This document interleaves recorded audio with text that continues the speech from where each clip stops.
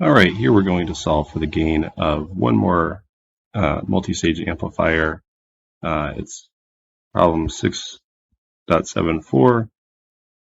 Now in this one, they note that there's 1 milliamp flowing through Q1 and 2 milliamps flowing through Q2. The early voltages are infinity, meaning the output resistances of the transistors are infinite. And we will solve from there. So they note that the current flowing through Q1 is equal to 1 milliamp. So this GM is equal to IC over VT, which is equal to 40 millisiemens. GM2 is equal to 2 milliamps.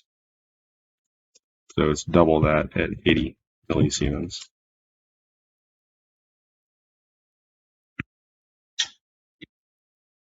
Now, here we have the input on the base and the output on the collector of Q1. So we have a common emitter amplifier.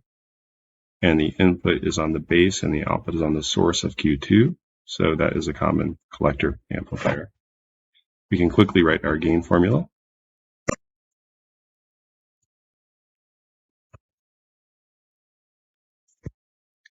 The gain for the first stage is GM1 times RC1, and it's inverting, so we have a minus sign. The gain for the second stage is GM2 times RE2 divided by 1 plus GM2 times RE2.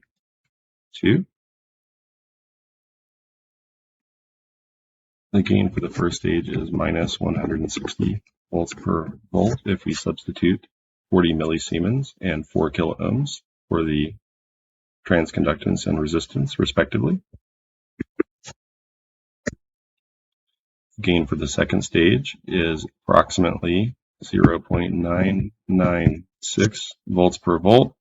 We would just go ahead and say that this is approximately 1 volt per volt.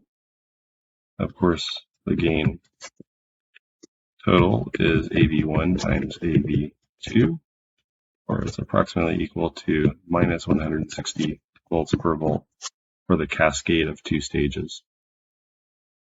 Now, we could also find the input resistance. This would be the resistance looking into the base of Q1.